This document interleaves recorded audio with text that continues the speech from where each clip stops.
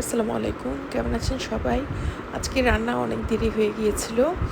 তো এখানে প্রায় ৪টার উপরে বাজে। তখন বিকেলবেলা রোস্টটা আমার আরও ১০ মিনিটের মতো লাগবে।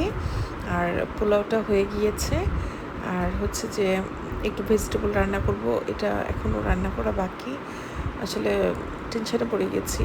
এখন তারপরেও রান্না করে নিচ্ছি, ৫টার মতো বেজে গিয়েছে।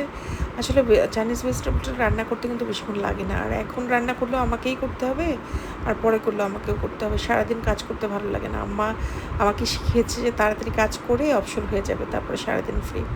তো আমিও সেটাই করি। আর কিছু এখানে শপিং শেয়ার করছি আপনাদের সাথে। এর আমার জন্য একটা মামপট কিনে এনেছি থেকে, আরএফএল থেকে। আর এটা ঘুরালে এখানে কিছু পিকচার আছে, বাচ্চারা খুশি হয়। আর কারেন্টের জন্য একটা টিফিন বক্স নিলাম, এটা স্টেনলেস স্টিলের।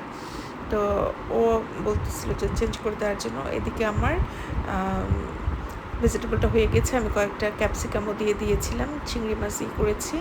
আর এই যে রোস্টও রান্না হয়ে গেছে। কারিনার বাবা খেয়েও ফেলেছে। আমি আর ইরাম বাকি। ভালো থাকবেন সবাই। আসসালামু